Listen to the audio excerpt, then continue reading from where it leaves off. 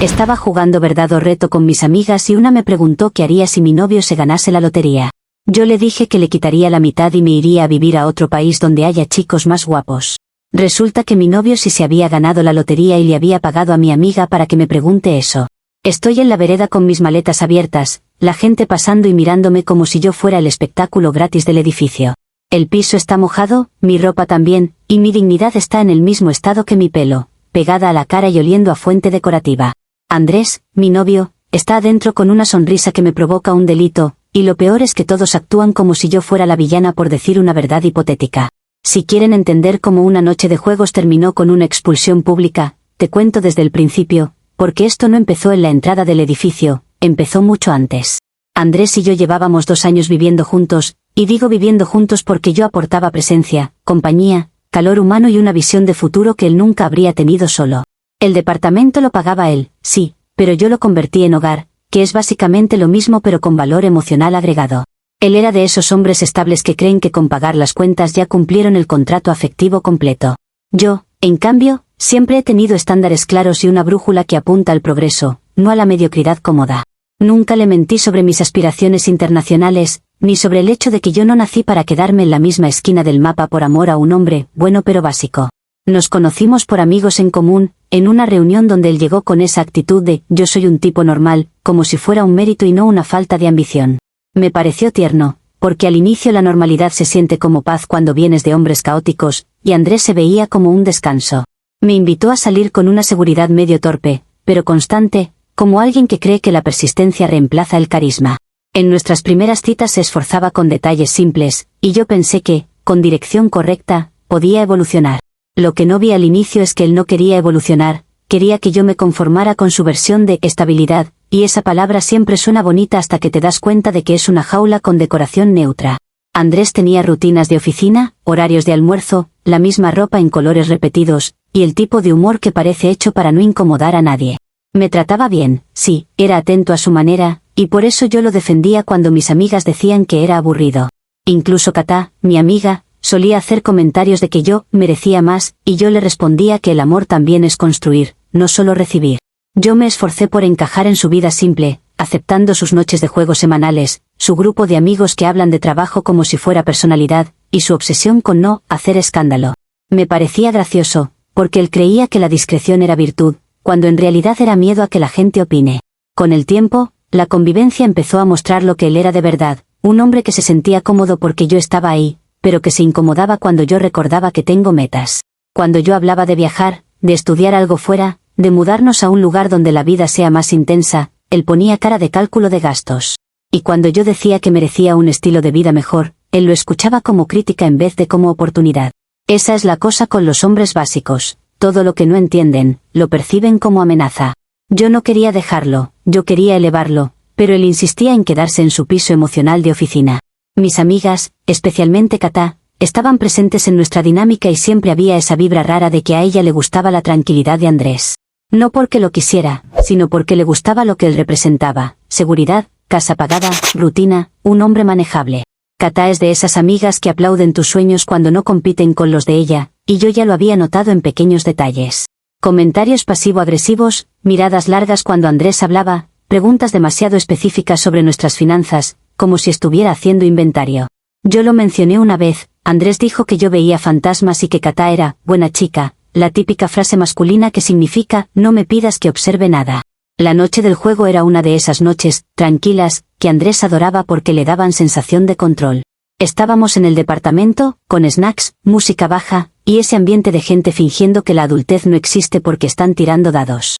Yo estaba de buen humor, incluso cariñosa, porque me gusta cuando la vida se siente liviana. Katá llegó con una energía rara, como si estuviera ensayando algo en su cabeza, y yo lo noté desde que me saludó. Me miraba con una intensidad extraña, no como amiga, sino como jurado. Y yo soy una mujer que lee habitaciones, porque a mí nadie me sorprende sin que yo lo huela antes. En un punto, alguien propuso verdad o reto y yo acepté porque, honestamente, soy la única del grupo con personalidad suficiente para no hacerse la tímida. Estábamos riéndonos, tirando preguntas bobas, y ahí fue cuando Katá se inclinó hacia mí con esa sonrisa demasiado precisa. Me preguntó qué haría si Andrés se ganaba la lotería, pero lo dijo como quien ya conoce la respuesta y solo quiere verla en voz alta. La mesa se quedó en silencio de inmediato, porque todos saben que yo soy transparente y que mi boca no tiene modo diplomático. A mí no me parece pecado hablar claro, pecado es vivir una vida que no quieres y luego llorar por frustración. Yo respondí lo obvio desde mi perspectiva, sin actuar, sin maquillaje emocional, porque era un juego y era hipotético. Dije que le quitaría la mitad por unión de hecho y me iría a vivir a otro país donde haya chicos más guapos, porque Andrés es lindo, pero no al nivel de millonaria, y yo no voy a desperdiciar una oportunidad de vida por romantizar la austeridad. Eso es honestidad, no traición, y cualquiera que se asuste de una respuesta así es porque vive en una fantasía. La gente se quedó congelada como si yo hubiera confesado un crimen, cuando en realidad confesé ambición, y la ambición solo molesta cuando alguien no la tiene. Yo hasta me reí, porque pensé que se estaban haciendo los dramáticos por un chiste. En ese instante, Andrés salió de la cocina con un ticket ganador en la mano y una botella de champaña, y la escena se volvió absurda en un segundo. La botella se le resbaló, cayó al suelo, y el sonido del vidrio rompiéndose fue como un anuncio oficial de que mi noche se acababa. Él me miró con una cara que no era tristeza, era satisfacción moral, como quien cree que acaba de atrapar a alguien en una trampa inteligente. Dijo que le pagó a Katá para hacerme esa pregunta y ver si merecía celebrar con él, como si él fuera un juez y yo una acusada. Ahí fue cuando me encendí, porque a mí no me hacen experimentos en mi propia casa y luego pretenden que yo me disculpe por la reacción. Yo le dije que eso era una trampa desleal, que él provocó una respuesta hipotética y ahora quería castigarme por no actuar como su fantasía. Le recordé que el boleto lo compró mientras estábamos juntos y que, aunque a él le arda, la vida en pareja también es inversión emocional, y eso se paga. Él intentó ponerse en plan digno, diciendo que yo era interesada, como si fuera insulto y no descripción realista de alguien que valora el progreso. Mis amigas estaban incómodas, pero nadie dijo nada, porque la gente siempre se calla cuando una mujer defiende su derecho a aspirar más.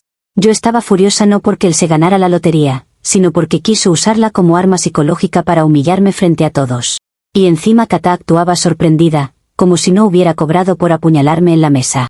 Andrés se fue a su cuarto, cerró con llave como adolescente, y yo me quedé en la sala con la sensación de que me habían montado un reality sin avisarme. Yo no estaba arrepentida de mi respuesta, lo que me indignaba era la dinámica de, te pongo una prueba y si fallas te juzgo, porque eso es manipulación con envoltura de moralidad.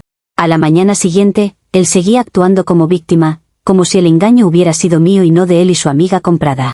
Yo no podía dormir, no podía comer, y cada vez que miraba el departamento pensaba, esto también es mío, porque yo estuve aquí, porque yo construí esto, porque yo soporté lo básico. Si él iba a convertir la lotería en un tribunal, entonces yo también iba a usar la realidad legal que él tanto ignora. Comentarios de la historia principal.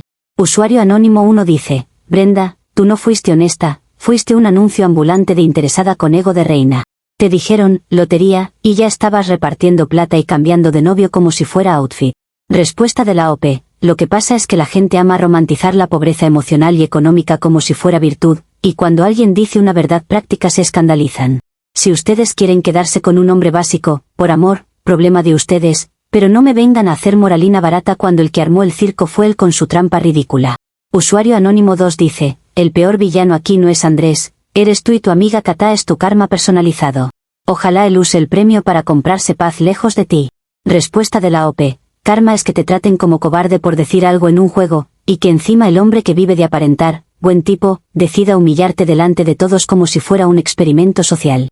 Si él quiere paz, perfecto, que se la compre, pero que no pretenda quedarse con todo después de 2 años usando mi presencia como decoración emocional. Actualización 1. Ha pasado un día desde que todo explotó, y yo todavía siento que la gente no entiende la magnitud de la traición. No es solo que Andrés me tendió una trampa, es que lo hizo en mi propia casa y con mi amiga comprada como cómplice. Yo me desperté con esa mezcla de rabia y claridad que solo te da una injusticia bien hecha. Le escribí para hablar y me dejó en visto, como si el silencio fuera una medalla moral. Ahí supe que él no quería arreglar nada, quería castigarme, y yo no soy un perro al que se le entrena con frialdad. Yo volví al departamento para recoger mis cosas y porque, seamos serios, yo vivía ahí, no era una visita. Cuando llegué, la clave digital de la entrada no funcionaba, y tuve ese segundo de incredulidad donde te das cuenta de que alguien se cree dueño de tu vida. Andrés había cambiado la clave en menos de 24 horas, con la rapidez de un hombre que por fin se siente poderoso. Me quedé mirando la puerta como si pudiera abrirse por respeto a mi historia, pero no, se quedó igual, fría, mecánica y humillante. Le llamé y no contestó, y ahí fue cuando decidí que él no iba a convertir mi vida en un trámite lento. Yo tenía maletas en casa de una amiga porque esa misma noche, después del show del ticket, él se puso en modo controlador y yo preferí salir antes de que escalara. pero que yo haya salido no significa que él tenga derecho a expulsarme oficialmente como si yo fuera intrusa. Lo que hice fue buscar un cerrajero, porque esa puerta era el símbolo de lo que él estaba haciendo, cerrar con llave una vida que compartimos. Le dije al cerrajero que perdí mi llave, que mi esposo estaba de viaje y que necesitaba entrar porque tenía documentos. Y sí, lo dije así porque a veces hay que hablar en el idioma que abre puertas, literal. Mientras el cerrajero trabajaba, yo sentía una satisfacción tranquila, como quien recupera control. La gente del edificio me miraba, pero yo me sostuve con esa dignidad que solo te da saber que estás corrigiendo una injusticia.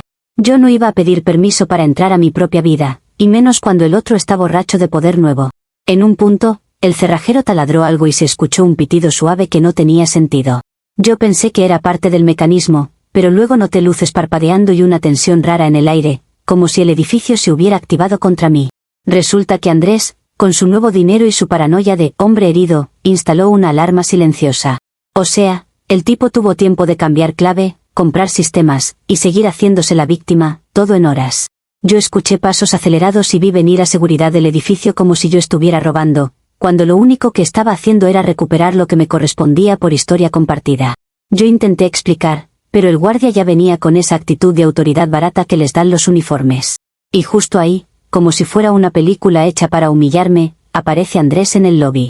Andrés ni siquiera tuvo la decencia de hablar conmigo en privado, llegó como si yo fuera una delincuente.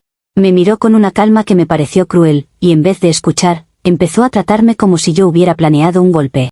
Le dije que era absurdo, que yo vivía ahí, que mis cosas estaban adentro, y él respondió con esa frialdad de hombre que cree que el dinero valida la moral. El guardia se puso al lado de él, como si Andrés fuera el dueño del mundo, y ahí entendí que el poder cambia a la gente en un segundo, sobre todo a los básicos. Lo peor es que Andrés ya tenía mis maletas empacadas, como si yo fuera un objeto que se saca de la casa para que no estorbe. El guardia empezó a sacar mis cosas a la calle, una por una, sin cuidado, y yo sentí esa rabia caliente de ver tu vida convertida en cajas. Yo intenté entrar por la puerta cuando el cerrajero ya casi había terminado, pero Andrés se interpuso y dijo que no, que yo no pasaba. Y ahí es cuando me di cuenta de que él no quería proteger nada, quería exhibirme, quería que yo aprendiera una lección frente a vecinos. Yo vi mi PlayStation, que sí, él la compró, pero yo la uso y eso la convierte en parte de mi rutina, y la rutina también vale. Quise agarrarla antes de que la sacara como si fuera basura, y en ese movimiento todo se volvió un caos estúpido. Mis manos tiraron una maleta, la maleta golpeó otra, y yo, con la adrenalina, pisé mal. Sentí que el cuerpo se me fue hacia adelante y traté de sostenerme del borde de una jardinera, pero resbalé con el agua del lobby. Y así, frente a todos los vecinos que ahora tenían material para chisme, caí en la fuente decorativa del edificio como si fuera un chiste. El agua estaba fría, mi ropa se pegó al cuerpo, y escuché risas ahogadas que me dieron ganas de gritar. Andrés se quedó mirándome con esa cara de, ¿ves lo que provocas?, como si la escena fuera mi culpa y no su show de expulsión. Yo me levanté empapada, con el maquillaje corrido, y sentí la humillación en capas, la trampa, la expulsión, el guardia, la fuente, las miradas. Intenté mantener la cabeza alta, pero la gente no sabe mirar sin juzgar, y ahí estaban, evaluándome como si yo hubiera sido la única violenta. Yo le dije a Andrés que esto tenía consecuencias legales, que él no podía hacer esto, y él solo me respondió que hablara con su abogado, como si ya estuviera en modo empresario de lotería. Me fui con las maletas a la vereda, temblando de frío y de rabia, y mi mente ya no estaba en tristeza, estaba en estrategia. Porque si él quería jugar sucio con preguntas pagadas y sistemas de seguridad, yo también podía jugar con lo que la vida me dio, una boca, una historia y un derecho a no quedar como la tonta. Yo no iba a permitir que Andrés y Katá se salieran con la suya, no después de convertir mi vida en espectáculo. Esa noche, mojada y con gente mirándome, prometí que esto no se quedaba así, y que si él quería celebrar sin mí, entonces lo haría pagando el precio de haberme subestimado. Comentarios de la actualización 1. Usuario anónimo 1 dice, jajaja, caerte en la fuente es el universo diciéndote, bájate del pedestal. Encima intentaste entrar con cerrajero como ladrona y todavía te crees víctima. Respuesta de la OP, ustedes aman reírse cuando una mujer se defiende porque les parece más cómodo verla llorando en silencio. Yo no intenté robar, intenté recuperar lo mío después de que me bloquearon como si yo fuera basura, pero claro, es más fácil decir, jajaja, que admitir que Andrés armó un montaje para humillarme y el edificio entero se prestó. Usuario anónimo 2 dice, la PlayStation, porque la usas, no es tuya, Brenda. Tu lógica es la misma de un parásito con discurso de empowerment. Ojalá el guardia te haya cobrado entrada a la fuente. Respuesta de la OP, Parásito es el que se alimenta de la moral ajena para sentirse superior en Internet. Yo viví ahí 2 años, aporté cosas que ustedes ni consideran porque creen que solo vale lo que tiene factura, y si él compra algo para la casa mientras vivimos juntos, no me va a tratar como si yo no existiera. Si quieren hacer chistes, háganlos, pero cuando a ustedes les cierren la puerta en la cara, van a entender de golpe lo que ahora fingen no comprender. Actualización 2. Ha pasado una semana desde la última actualización, y lo que más me sorprende no es que Andrés siga actuando como mártir ganador, sino lo rápido que el mundo se acomoda para aplaudir al hombre que tiene dinero. Yo llevaba días durmiendo mal, con el tobillo todavía resentido de la caída en la fuente y con esa sensación de que todos decidieron que yo era el villano oficial de la historia. Katá desapareció como si no existiera, porque las amigas traidoras siempre se esconden cuando ya cobraron su parte. Yo intenté mantener la calma, pero entonces abrí redes y vi la foto que me terminó de reventar el pecho. Andrés en Nueva York, sonriendo como si hubiera inventado la felicidad, y a su lado Katá, con bolsas de compras, posando como si ella fuera la novia, no la rata. Y ahí entendí que esto ya no era solo una discusión de pareja, era una injusticia cósmica ejecutada con wifi. Verlos juntos con el dinero que, por simple lógica de tiempo compartido, yo siento que también me correspondía, me hizo hervir. No por envidia, porque yo no envidio a Katá, yo la desprecio, son cosas distintas. Lo que me indignó fue la impunidad, ella recibe premio por traicionar, y él recibe ovación por tender trampas, y yo quedo como la loca por reaccionar. Me quedé mirando esa foto como si fuera una provocación directa, como si me estuvieran diciendo, te ganamos. Y cuando alguien me provoca así, mi mente no se va a la tristeza, se va al boicot, porque si yo no tengo paz, nadie tiene derecho a tener paz tan fácil. Decidí que Andrés no iba a pasearse con su suerte sin pagar un costo social mínimo por lo que me hizo. Pensé en opciones y la que más sentido me hizo fue ir a donde todavía tenía algo que perder, su reputación laboral. Aunque él ya estaba en modo nuevo rico, yo sabía que todavía no había renunciado oficialmente o, al menos, que la gente de su oficina no estaba preparada para lo que iba a pasar. Yo me repetí que no era venganza, era justicia preventiva, porque un hombre que juega con trampas y dinero probablemente también juega con cosas peores. Me arreglé con un outfit serio, de esos que dicen, no vengo a hacer show, aunque por dentro yo estuviera lista para incendiarlo todo con palabras. Y me fui a su oficina con el objetivo claro de que alguien con autoridad supiera qué clase de persona era Andrés, antes de que el dinero lo convirtiera en intocable. Entré al edificio intentando mantener la postura, pero desde la recepción ya se sentía ese ambiente de empresa donde todo el mundo cree que el trabajo es una religión. Me preguntaron a quién buscaba y dije el nombre del jefe de Andrés con la seguridad de alguien que tiene derecho a estar ahí, porque yo no iba a presentarme como la ex, como si yo fuera un chisme. Mientras esperaba, miré alrededor y pensé en lo ridículo que es que la vida de un hombre se defina por un cargo, y aún así, esa gente se lo cree. Cuando me hicieron pasar, el jefe me recibió con esa sonrisa tensa de gerente acostumbrado a que los problemas personales no entren a su despacho. Yo respiré hondo y decidí hablar desde el ángulo que él iba a entender, riesgo y reputación. Le dije que Andrés estaba manejando dinero de forma sospechosa, que había señales claras de que podía estar usando la empresa para lavar el premio de la lotería. No dije que lo vi con maletines ni inventé pruebas mágicas, yo hablé en términos de preocupación, como una persona responsable alertando de algo grave. Le expliqué que Andrés había cambiado de comportamiento de un día para otro, que estaba tomando decisiones impulsivas, y que eso, en finanzas, siempre huele mal. Lo dije con ese tono calmado que hace que la gente te crea, porque yo sé modular cuando quiero. Esperaba que el jefe se pusiera serio y empezara a cuestionarlo, que se activara algún protocolo, que al menos se sembrara una duda que le complicara la vida. Pero el jefe, en vez de asustarse, levantó las cejas y se rió un poquito, como si yo acabara de contarle una anécdota graciosa. Ahí fue cuando me soltó la frase que me dejó helada, que Andrés ya había renunciado el día anterior. Me lo dijo con orgullo, como si la renuncia fuera un logro admirable, y como si yo no estuviera ahí literalmente por la urgencia moral del asunto. Encima, añadió que Andrés se despidió regalándole un reloj de oro, como si eso fuera un gesto noble y no una manera obvia de comprar simpatía. El jefe me habló de Andrés como si fuera un ejemplo de generosidad, de buen chico, que no olvidó a la empresa, y yo sentí esa rabia impotente de ver cómo el dinero limpia hasta las trampas. En ese momento, todo mi plan se desmoronó, porque, ¿cómo boicoteas a alguien en un lugar del que ya se fue como héroe? Intenté corregir la dirección, dije que renunciar tan rápido también era sospechoso, que podría ser parte de una operación, que los regalos caros no son prueba de inocencia. Pero el jefe ya estaba incómodo, y yo noté el cambio en su cara, de gerente curioso a gerente que quiere sacarte del edificio. Me preguntó si tenía evidencia concreta, y yo le dije que lo concreto era la conducta y la forma en que Andrés estaba usando a terceros para manipular, que una persona así podía poner en riesgo a cualquiera. Y ahí fue cuando el jefe se levantó, Abrió la puerta y llamó a seguridad con una tranquilidad insultante, como si yo fuera una amenaza física por hablar. Me di cuenta de que me estaban tratando como una loca que vino a armar un escándalo, y eso me indignó todavía más, porque yo estaba ahí intentando proteger a esa empresa de una persona moralmente dudosa. Cuando vi a seguridad acercándose, mi instinto fue salir antes de que me agarraran como si fuera una criminal. Intenté mantener la dignidad, pero el pánico también existe, y no iba a quedarme ahí para que me escoltaran frente a todos. Me giré rápido y caminé hacia las escaleras de emergencia, pensando que sería una salida más discreta. Las puertas de esas escaleras siempre huelen a metal y a polvo, como si fueran un túnel de castigo. Bajé los primeros escalones con prisa, pero mi bota tenía un tacón alto porque yo no voy a ir a una oficina en modo derrotada. Y claro, la vida ama burlarse, el tacón se enganchó, se partió, y en un segundo perdí el equilibrio. Sentí como el cuerpo se me iba hacia adelante, intenté agarrarme del pasamanos, pero la mano resbaló porque estaba sudando. Mi rodilla golpeó un escalón, luego otro, y empecé a rodar como si fuera un saco de ropa, escuchando mis propias cosas moverse dentro del bolso. El dolor fue inmediato, pero lo peor fue la humillación. No era una caída privada, era una caída con testigos potenciales, con ecos, con el sonido de mi cuerpo chocando en un lugar donde todo amplifica. Cuando por fin me detuve, estaba en el descanso de 2 pisos más abajo, respirando fuerte y tratando de no llorar de rabia. Y ahí, como final perfecto de la desgracia, alguien abrió la puerta y vi caras asomarse. Un guardia bajó rápido, preguntó si estaba bien, y yo quise decirle que sí, que se fuera, que no necesitaba nada. Pero el tobillo me ardía y cuando intenté ponerme de pie, el dolor me dobló.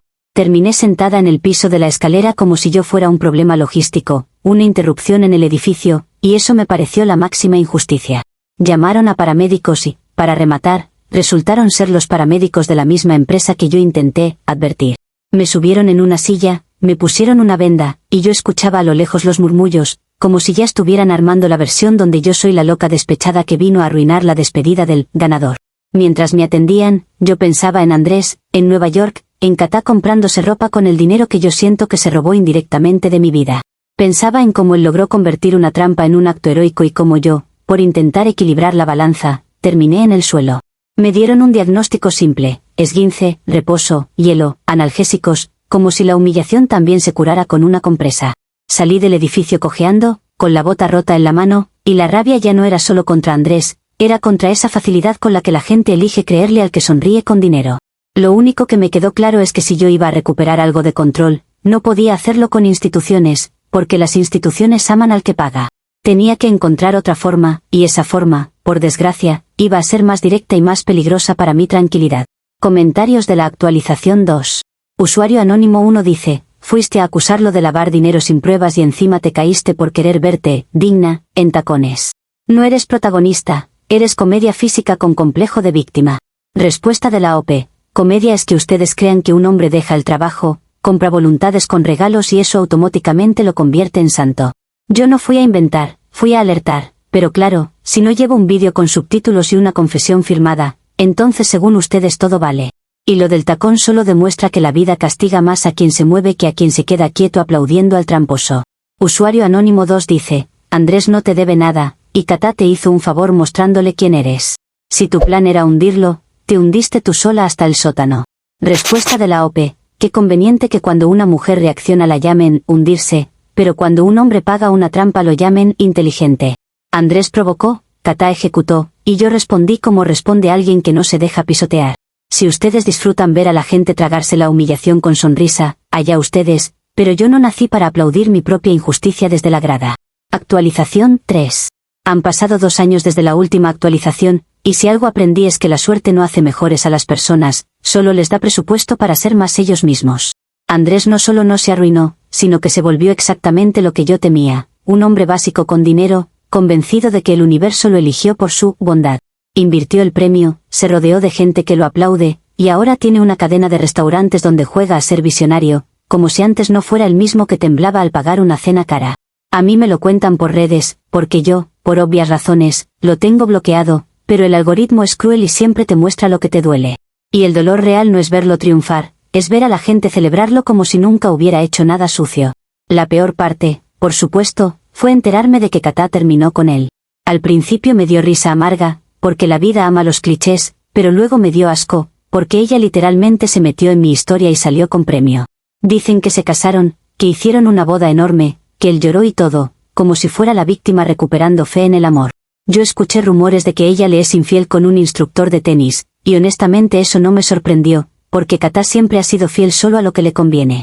Pero aunque el karma exista, no siempre llega a tiempo para darte satisfacción, y esa es la frustración, saber que alguien puede traicionar y aún así posar feliz durante años antes de caer.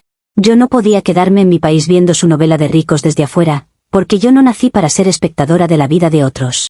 Así que hice lo que dije aquella noche, pero por mis propios medios, y eso debería ser admirable, pero el mundo no premia el esfuerzo, lo castiga. Me obsesioné con Italia, con la idea de empezar de cero donde nadie supiera la versión de mí que Andrés vendió.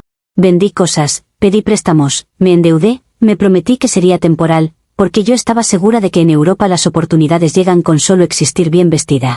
Me fui con una maleta y una certeza: en otro país nadie te conoce, así que puedes reescribir tu historia. Llegué a Roma con la adrenalina de película, sintiéndome protagonista otra vez, y por un tiempo lo fui, porque lo único que necesitas para sentirte invencible es novedad y un poco de atención. En Italia conocí a un hombre guapísimo, de esos que te hacen creer que el universo por fin te pidió disculpas. Se llamaba Marco, decía ser empresario de viñedos, hablaba con esa seguridad seductora que te hace olvidar que la gente puede mentir con encanto. Me llevó a lugares hermosos, me decía que yo tenía clase, que mi país me quedaba pequeño, y yo sentí que por fin alguien entendía mi destino sin juzgarlo. En 3 meses ya estábamos hablando de casarnos, y yo sé que eso suena rápido, pero cuando una historia se siente correcta, el tiempo es un detalle. Yo insistí en régimen de bienes mancomunados porque, si él era empresario como decía, era lógico construir un futuro compartido con igualdad. Y además, después de Andrés, yo tenía claro que no iba a quedarme desprotegida otra vez por confiar. Nos casamos rápido, bonito, casi secreto, porque Marco decía que así era más romántico.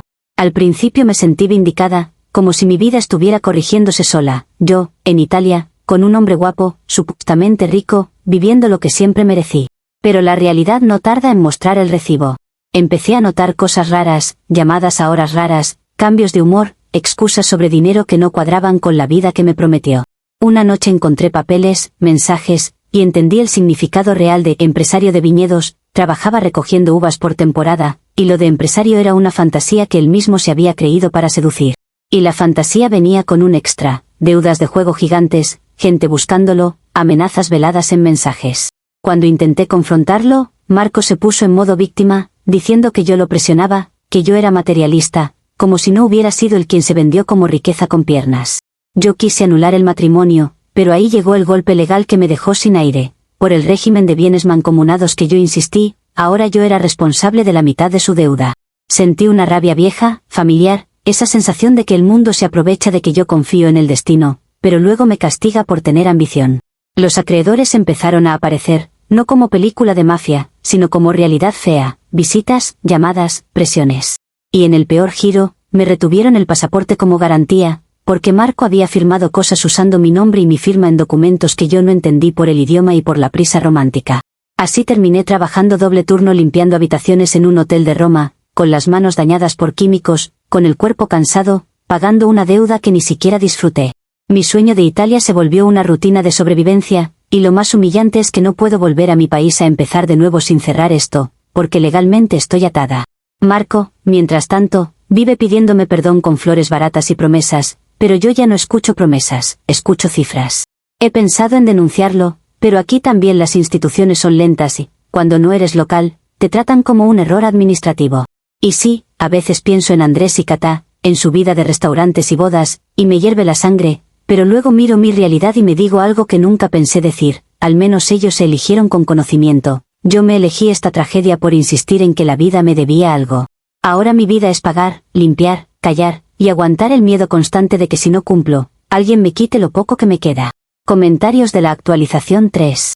Usuario anónimo 1 dice: tu final en Italia es poesía. Querías irte con un modelo, y terminaste limpiando hoteles y pagando deudas ajenas por firmar mancomunados como si fuera un filtro de Instagram. Respuesta de la OP: qué fácil es reírse cuando no eres tú la que se arriesga a vivir algo más grande. Yo me fui porque no iba a quedarme donde me humillaron, y sí, me salió caro, pero al menos tuve el valor de intentarlo. Ustedes celebran mi caída como si fuera justicia divina, cuando en realidad es evidencia de que el mundo castiga a quien sueña en grande y premia a los cobardes con suerte. Usuario anónimo 2 dice: Andrés ganó la lotería y ganó paz. Tú ganaste una fuente, una escalera y un italiano ludópata. Si esto fuera un cuento, la moraleja sería, no seas Brenda. Respuesta de la OP, la moraleja real es que la gente odia a las mujeres que hablan de dinero con honestidad, pero luego finge que el problema es, el amor. Andrés no ganó paz por ser bueno, la compró con billetes y con una narrativa donde yo era la mala, y ustedes se la tragaron felices. Yo estoy pagando una deuda, sí, pero al menos no vivo en autoengaño aplaudiendo a un hombre que necesitó una trampa para sentirse superior.